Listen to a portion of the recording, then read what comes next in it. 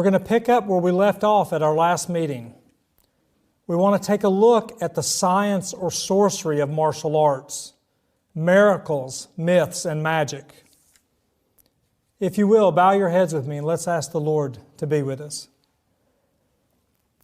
Father in heaven, Jehovah God, we ask you, Father, for your blessing tonight.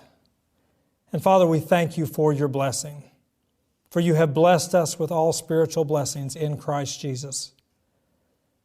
Father, I pray that your Spirit will be here and that your name will be glorified. Father, open our eyes that we might see and our ears that we might hear your voice. And Father, help me. Help me to make this clear. And Father, I thank you, and I thank you for the protection of your holy angels. I know they are here, for you have promised. In Jesus' name, amen. Turn with me, if you will, to a text in Isaiah chapter 5, verse 20. Chapter 5, verse 20. The Lord tells us something here that is very important in the days that we're living.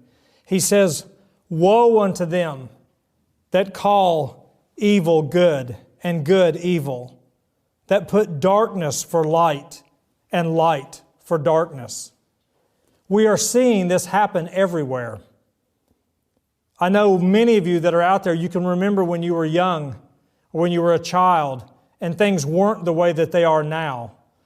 That which used to be called evil, now people are saying it's okay, it's acceptable. And what's really scary is that many people in the ministry are saying it's okay, it's acceptable. I know the Bible says that, but the Bible needs to be updated.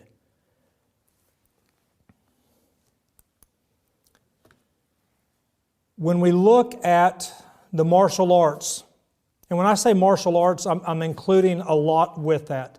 When we look at all the Eastern mystical practices, all of them are based on what's known as traditional Chinese medicine. All of the Eastern arts, whether they be in Korea, whether they be in Japan or Okinawa or in Burma or Vietnam, any of those Asian cultures, those arts and those practices, those healing practices, are based on traditional Chinese medicine. In these arts, we have some listed that are familiar here in the United States and in Canada or maybe wherever you live. Ayurveda is a relatively new to the West. It's Hindu healing techniques. Ayurveda is based on the Hindu religion. It's based on the same spiritual energies that we've seen in the martial arts. You also see things called Reiki, Japanese energy healing.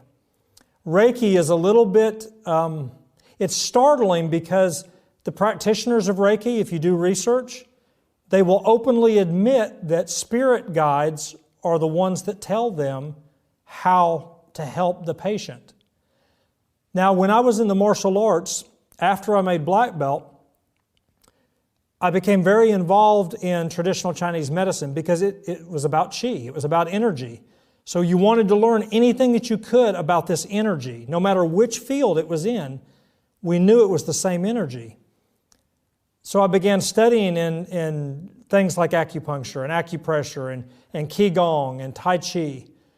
And you find that often, once you reach a certain level, you could put your hands on somebody and you would know, without knowing how you knew, what was wrong. Sometimes, I remember when I first started in the martial arts, sometimes I would be there training and the Grand Master would be there, and a new person would walk in the room. Maybe they'd only been in the school for a month or two. And he would look at them for a moment. He would look at them, and then he would whisper to me and he would say, "This is what's wrong with them. They've had a fight at home. They're having a problem with their girlfriend. They've got some type of a physical ailment or a disability."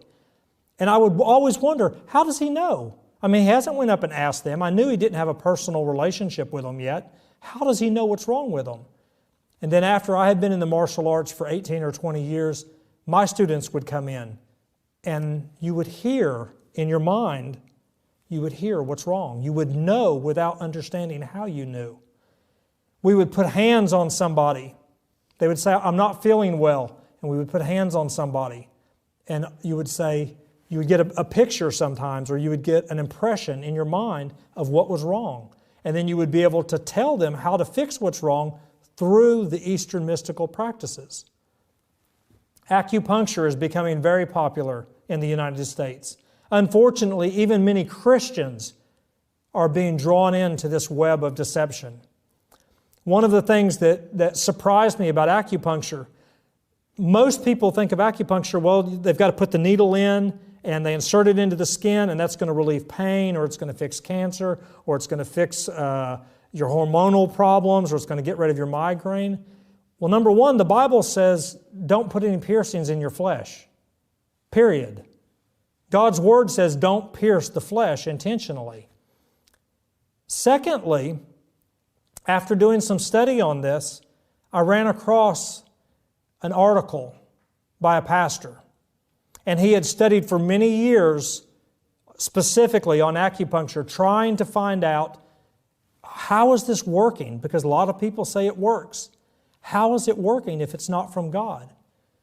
Well, come to find out that many of the masters and grandmasters, the doctors in this art of acupuncture, they will tell you in their own writings that when you reach a certain level in the practice, you no longer have to use the needles. You can achieve the same results without the needle. And it starts like this. It starts with a needle. And then it'll start with just set the needle on the skin. I no longer have to insert the needle. And then the master will take his finger and put his finger there as though that's the needle. And one of the things that I read from the Chinese in one of their ancient books, they said the needle is only used as a channel for the energy from the master. A channel for the energy, for the chi, for the spirit that's going into that body. Acupressure, by putting hands on a person and they would will a certain effect in the body, a healing effect in the body. Chinese Qigong or Qi Gong, it's Qi work. It's healing the body through doing certain movements, certain Qigong poses.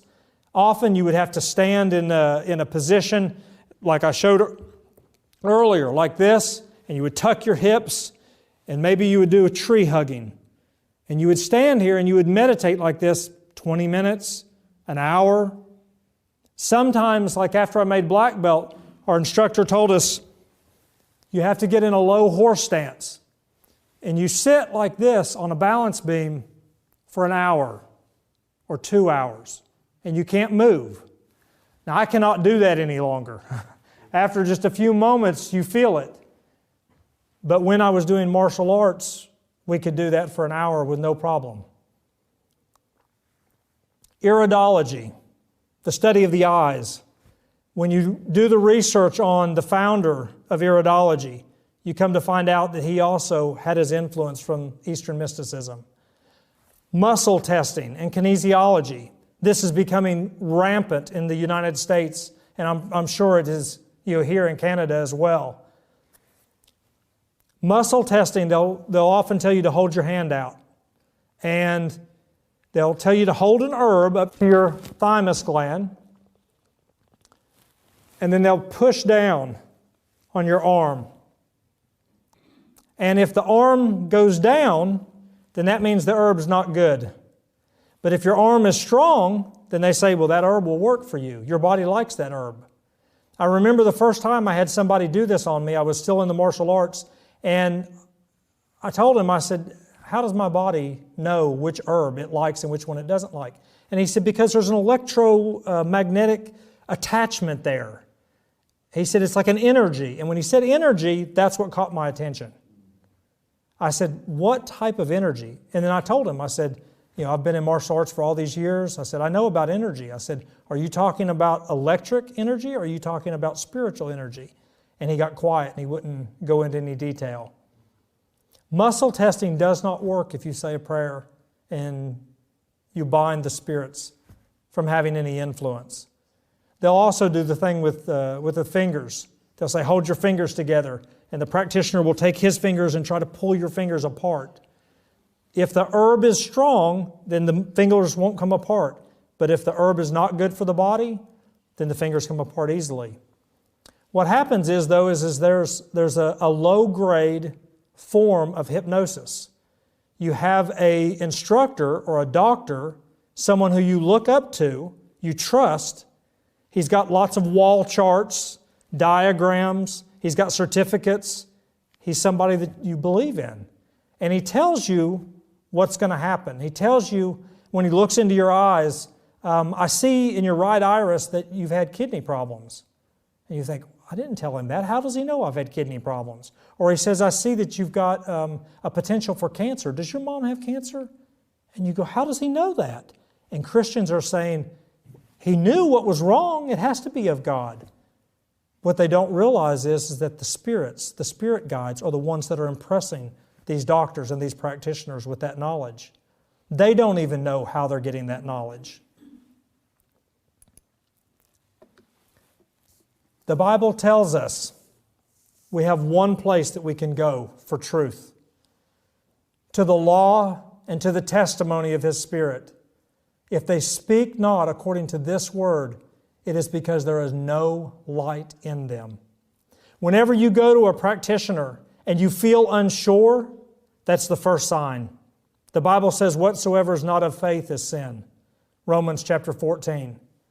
If you feel unsure, an easy way to test is by what the Scripture tells us. Try the spirits. Ask them, do you believe that Jesus Christ is the only begotten Son of God? And do you believe that He came in human flesh? If they deny either one of those, walk away. If they deny anything that's in the Word of God, walk away. The Bible tells us in 1 John chapter 1:5, for God is light, and in Him is no darkness at all. On that former slide, you saw the yin and the yang. You see how there's light and darkness mixed? There's a little bit of light in the darkness, and there's a little bit of darkness in the light. That philosophy is what all Eastern mysticism is based on. So when we read that God is light and in Him is no darkness at all, no darkness, and with Him is no variableness, neither shadow of turning. God's Word is true. The word truth, a few years ago I was looking up verses on eSword, because I could type in a phrase and it'll bring up every place where that phrase is found in the Bible. And I typed in truth and I started just going through there, reading those verses. And I came to a verse, a very powerful verse in John 17:17. The Lord Jesus Christ said something. He said, Father, sanctify them, make them holy through Thy truth. Thy word is truth. And I looked at that and I thought, okay, I understand that. I mean, I know what that means. But what does it really mean? Thy word is truth. I looked that word truth up in Greek. Do you know what the word means? It means verity or verily so. Thy word is verity. It is verily so. Every promise is yea and amen. God is not wishy-washy. He doesn't change His mind. He doesn't speak something and then come back and say, oops, I forgot. I messed up. I take that back. He speaks it and He says, my word shall not return unto me void in Isaiah 55.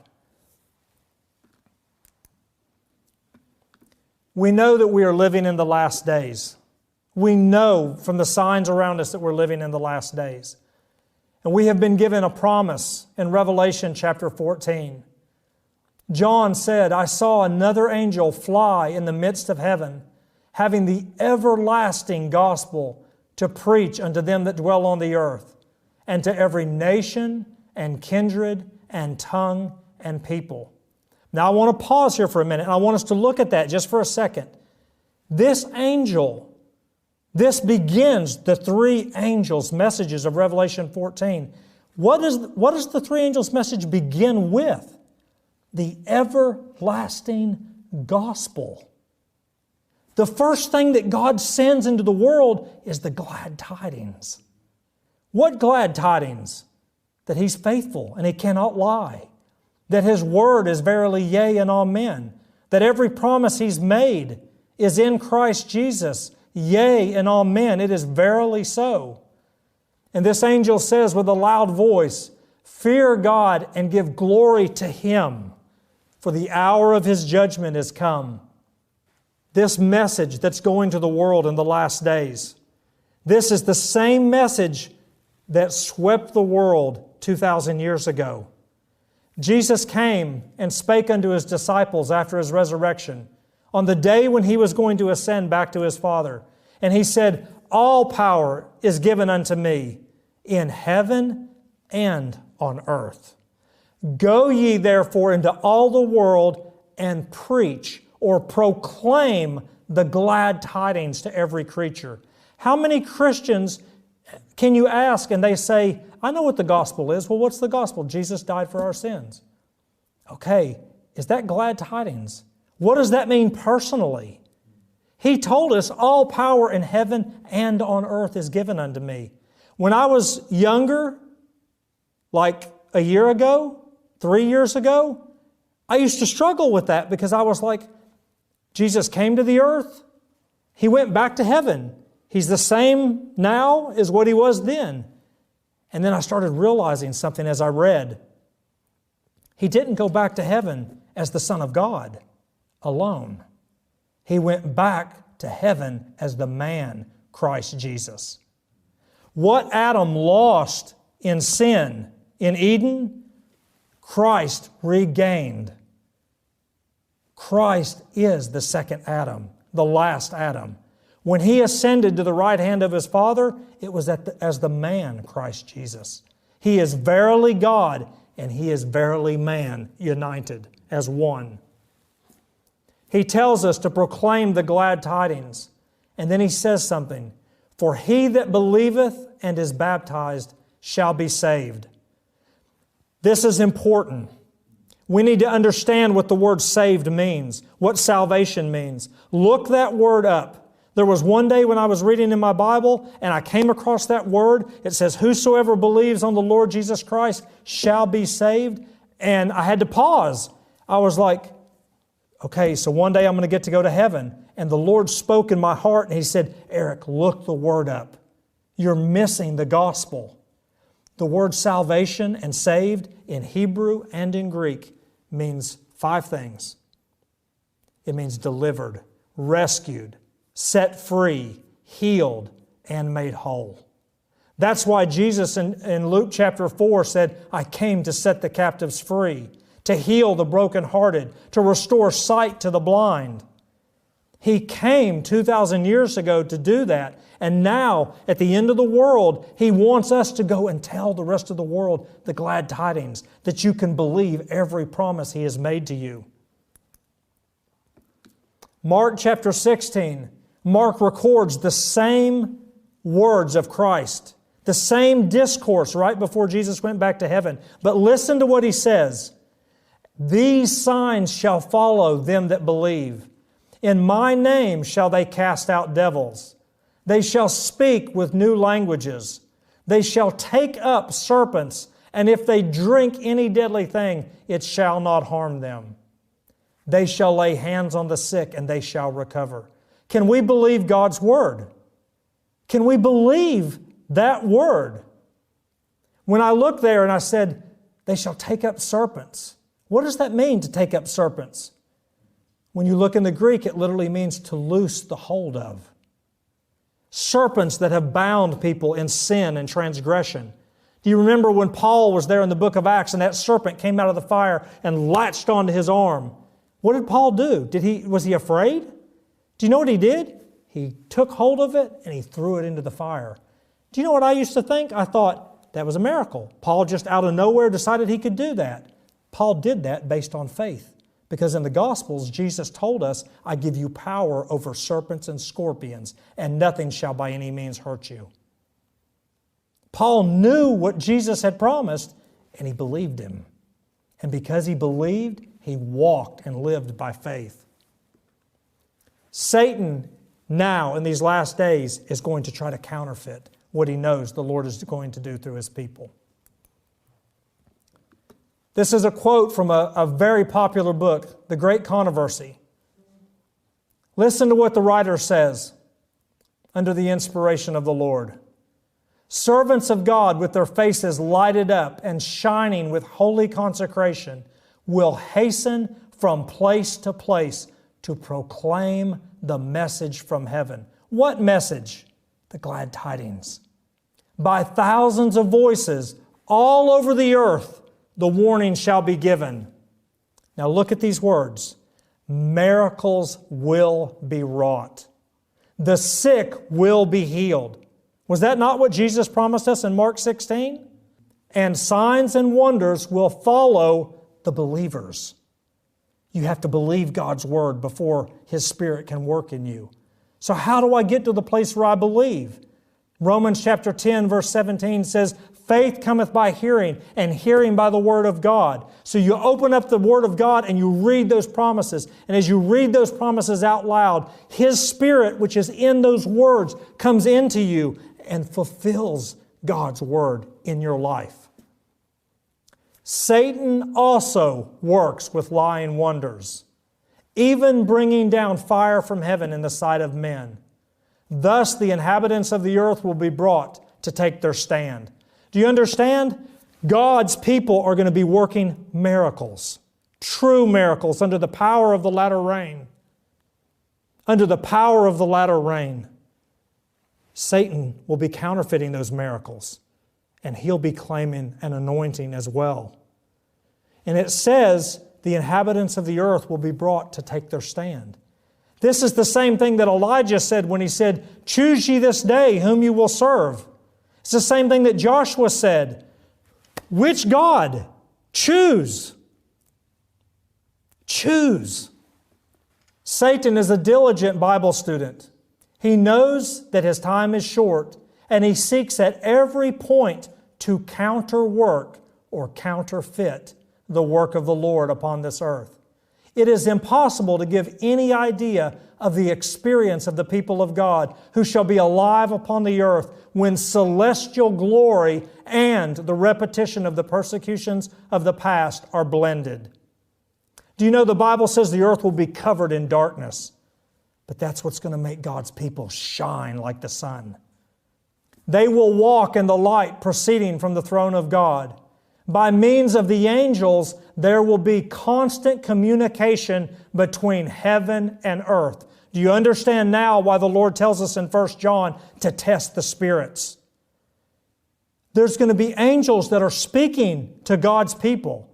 He says, you try the spirits. Don't believe every spirit that comes to you as an angel of light. You test them. And He tells us how to know if they're true. And Satan, surrounded by evil angels and claiming to be God, will work miracles of all kinds to deceive, if possible, the very elect. God's people will not find their safety in working miracles. Remember, God's people are going to be anointed with the Holy Spirit, working miracles. Satan's people, those that are living for, following, and under his influence, will be working miracles. She says, God's people will not find their safety in working miracles, for Satan will counterfeit the miracles that will be wrought. God's tried and tested people are to take their stand on the living Word. Living means life-giving. When the Lord says unto you, arise, my son and my daughter, shake yourself from the dust. There's life in that word. Just like that man at the pool of Bethesda, when he told him, wilt thou be made whole? And the man said, but Lord, but he was listening to what Satan was saying. But I've sinned so many times. I've fallen so many times. I've had this disease for so long. Jesus says, wilt thou be made whole? He says, arise and walk. The apostles did the same thing. Do you remember Peter and John when they were going into the temple in the book of Acts? And they went in and they saw that man that had been crippled, and he was sitting there, could not walk at the temple gate. And every day, everybody came to the temple, they passed by that man. They knew that man. And Peter came up to him and he said something because he believed God's word. He said something. He said, silver and gold have I none, but such as I have give I thee. In the name of Jesus Christ, rise up and walk. And you know what's beautiful? He reached down and he took him by the hand because he knew the man's faith might not be strong enough to stand on his own. Do you know that we are told by the servant of the Lord that's what we are to do? She said, children of God and servants of God, we are to go and speak words of faith.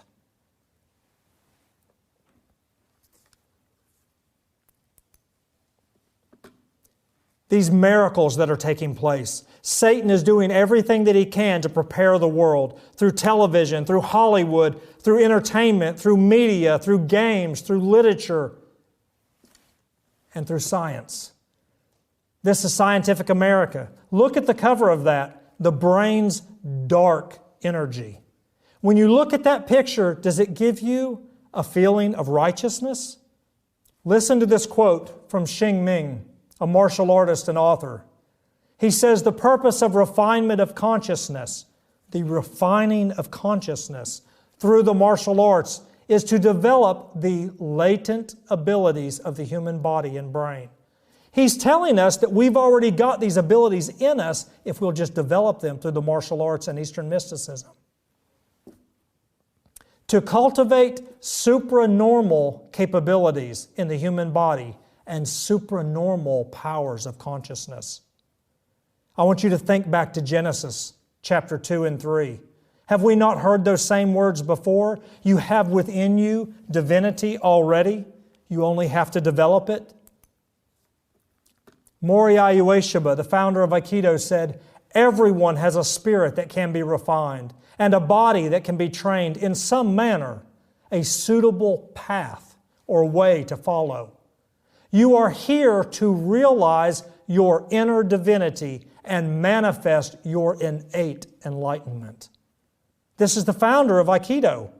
If he believes that, what do you think the Shihans, the 7th degree, the 8th degree, the 5th degree, the first dawn, what do you think is being passed down that line?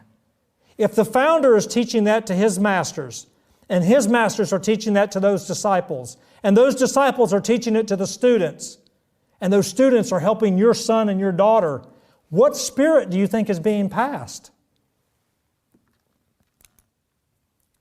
Another quote from Earl Montague. Some call this the power of God. Others call it universal power. That should ring a bell when we think about the Church of Rome. And many a genius has talked about the elusive other 90% of the brain that we never use. But it is my belief and experience that the power comes from other sources.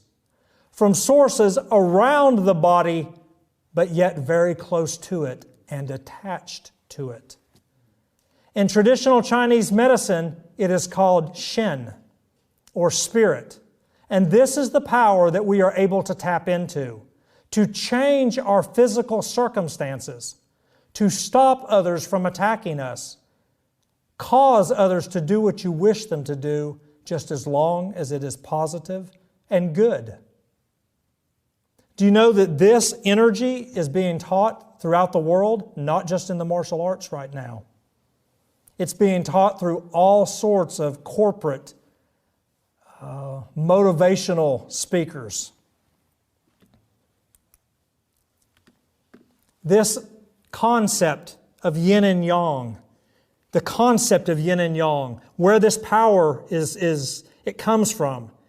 There can be no qi unless you unify yin and yang. I'm showing you what they say, what the Chinese say.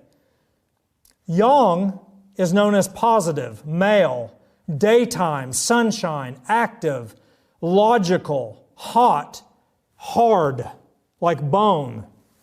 Yin is known as negative or feminine, nighttime, passive, the moon rather than the sun, intuitive knowledge, cold and soft. And what they tell you, this is a beginner's map here, this is a beginner's explanation. They tell you that you have to join these two. But they don't tell you what these things really represent. They don't tell you the true symbol. For yin and yang also represent fire and water, heaven and earth. They are trying to bring heaven and earth and join them together. But the heaven that the Buddhists, the Taoists, and Hindus are speaking of is not the heaven where Jehovah, Yahweh, lives. It's not the heaven that our Lord and Savior Jesus Christ ascended back to. It's the heavens. It's those heavens that Paul spoke about where the spirits, the principalities and powers still fly. I'm going to show you right here a few of the symbols for yin and yang. A few symbols that all mean the same thing. The original yin and yang is that circle at the top. It's called an enso by the Japanese. If you look at it, one side appears as though it almost has a head, a larger ball on the end. The other side is more frayed. That's also seen in the Ouroboros that you see in the occult, the serpent swallowing its own tail. That enso, that changed into the circle with the dot in the middle. And you realize now when the Chinese say that yin and yang is the joining of male and female, that's what that symbol is. The circle represents the female and the point in the center represents the male. Now you begin to understand why fornication and sexual impurity is rampant in all of the occult and all of the pagan religions. Because they know through the joining of these two, spirits can be passed. The circle with the dot became the yin and the yang. I'll show you another symbol there, the hexagram. The hexagram is actually a male and a female triangle. I learned this when I was in the Filipino martial arts. Everything we did in the Filipino martial arts was based on a male and a female triangle. If my opponent attacked me in a straight line, I always moved off that line at this angle. Or I would retreat off the line on that angle. And they taught you that by joining the male and the female triangle, that power and victory was guaranteed. The next symbol is a Hindu symbol. You see the hexagram, the six-pointed star, and it has a curious symbol in the center, a swastika. Most people in the world, when they see a swastika, they think of Hitler. They think of Nazi Germany. They don't realize that Hitler adopted that symbol from the Hindu mystics. He sent many troops to Tibet and to the Himalayan mountains to get every piece of information he could on the Hindu religion. He wanted to understand spiritual power, but he did not want anything to do with the Lord Jesus Christ. That symbol of the swastika is the same symbol. When you draw it out, it's the same symbol of the joining of heaven and earth, the joining of male and female. You see the swastika with the circle above. That is a Buddhist cauldron that is emblazoned on. The symbol below is a Chinese idol. That is a Buddha. And you see emblazoned on his chest the symbol for the swastika. Symbols are very important because they stand for the powers that are behind them. So when a student comes into a school, I remember back in the 80s, a lot of people wore headbands when they worked out. I know that's a little old-fashioned now, but when you looked at the martial artist, they'd have a headband and it would have a symbol right here where the seal of God is supposed to be given. You look at the shirts or the uniforms. Most of the uniforms in almost any dojo across the world, they'll have a main symbol for the style and it'll be located right on top of the heart of the student.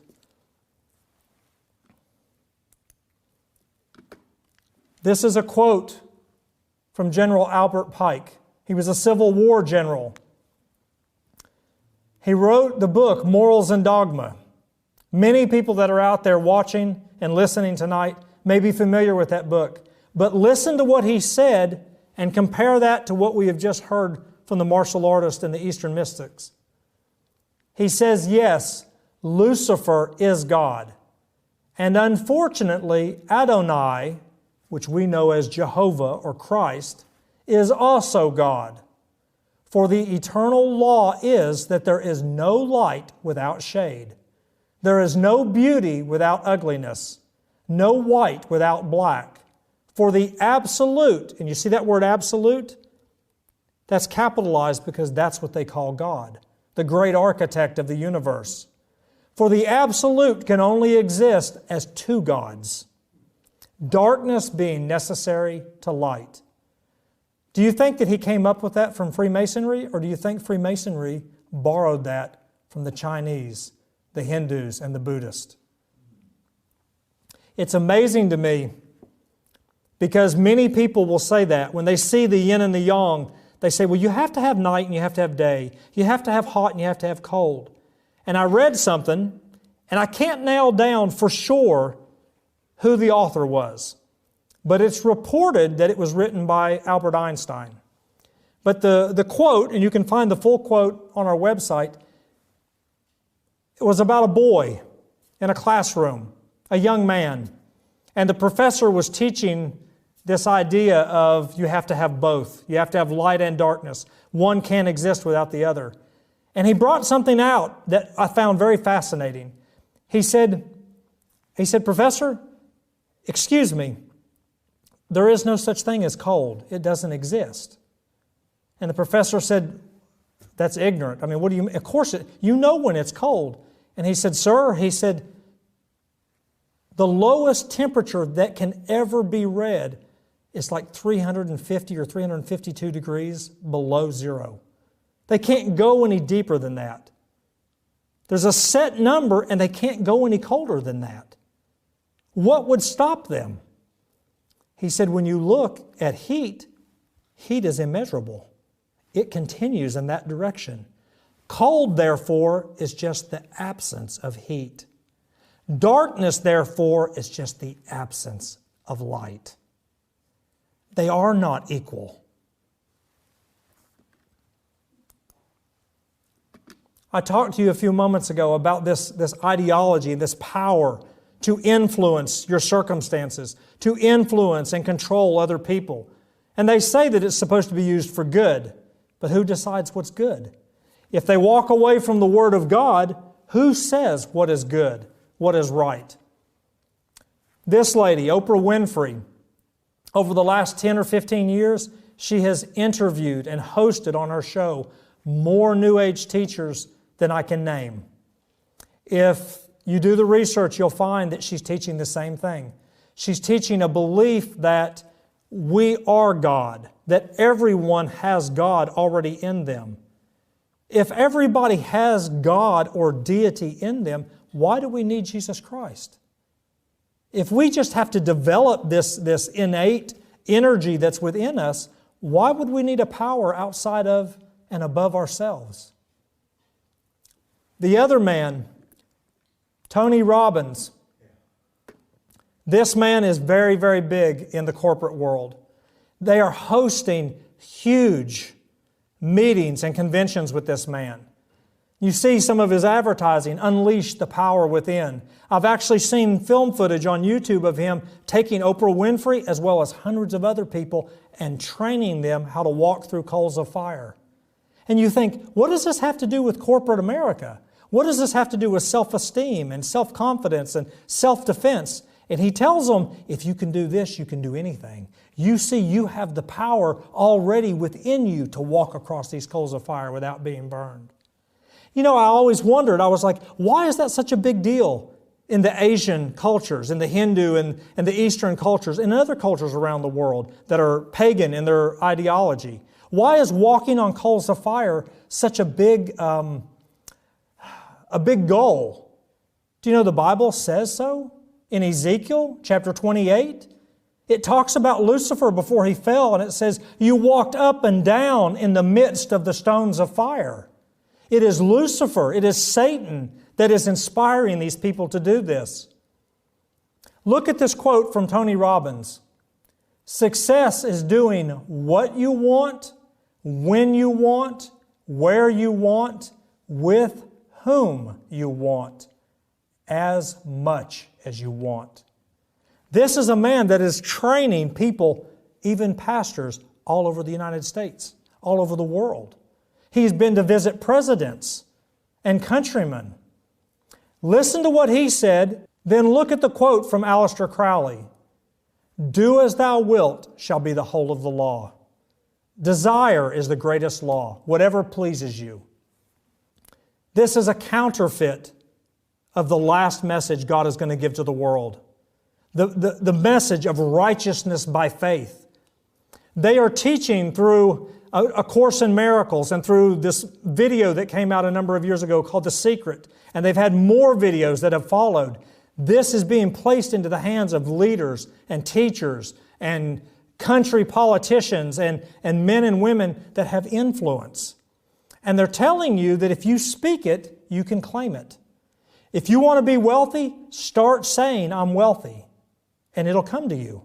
They call it the law of attraction. What you speak is what will come to you. Do you see how subtle a counterfeit that is to the truth of righteousness by faith?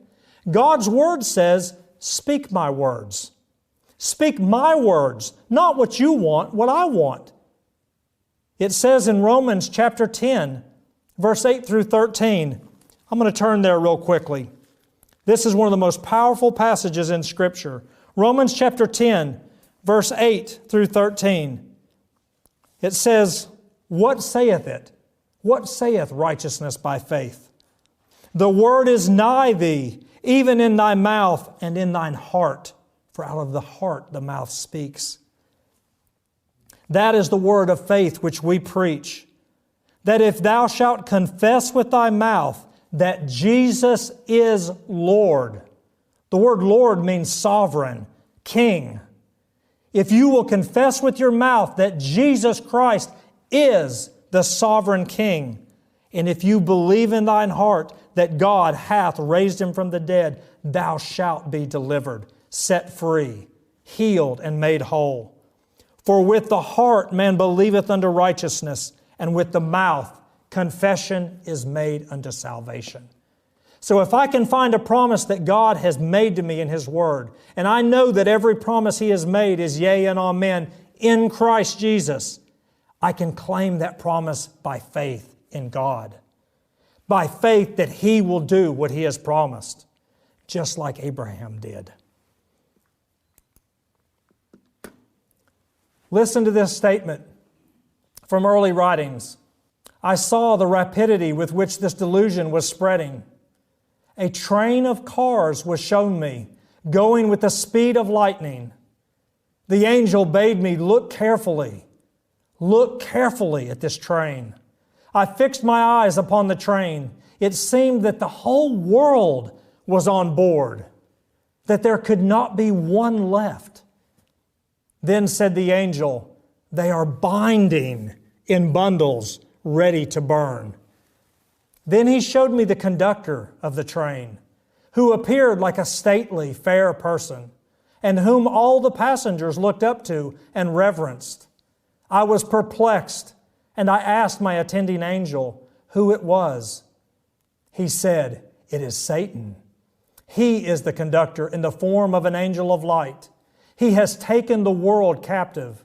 They are given over to strong delusion that they might believe a lie, that they all might be damned. And they are all going with lightning speed to perdition. We must examine well the foundation of our faith. Examine well God's Word. What saith the Lord? For we shall have to give a reason for our faith from the Scriptures. This delusion will spread, and we shall have to contend with it face to face. Do you all realize a movie came out this past year called Resurrection? Did anybody see the advertisements for that? It was on ABC or NBC television. A little boy died and came back from the dead. A few months later, another movie came out in theaters worldwide saying the same thing. Spiritualism and spiritism are hand in hand. This delusion will spread, and we shall have to contend with it face to face. And unless we are prepared for it, we shall be ensnared and overcome. But if we do what we can on our part to be ready for the conflict that is just before us, God will do His part, and His all-powerful arm, Christ Jesus, will protect us. He would sooner send every angel out of glory to the relief of faithful souls, to make a hedge about them, than to have them deceived and led away by the lying wonders of Satan. Paul tells us in Romans, if God be for us, who then can be against us? Acquaint yourself with the Scripture. Know that God is for you and not against you. I want to thank you all for coming tonight. I thank the viewers for watching and listening. And I ask you, if you have more interest, contact us. Contact Amazing Discoveries about getting the film, The Dragon Revealed, or contact us at the website if you would like free information. The 2 websites that we have there will help, and you can also call or email us. Let's have prayer. Father in heaven, Father, we thank you for your word, the Lord Jesus Christ. Father, we thank you that your word is yea and amen. It is verily so. Nothing can be added to it, nothing taken from it, regardless of what we feel, whatever we see, whatever we hear. Father, regardless of these things, we can trust in your word. I ask that you will be with each person that is watching and viewing, and with all of the audience that is here, all of my brothers and sisters. Father, I ask that you will bless us with your Holy Spirit. I pray, Father, that you will open the windows of heaven and pour out your promise upon your people and upon all flesh. Father, we ask in faith, and we thank you for doing this. In Jesus' name, amen.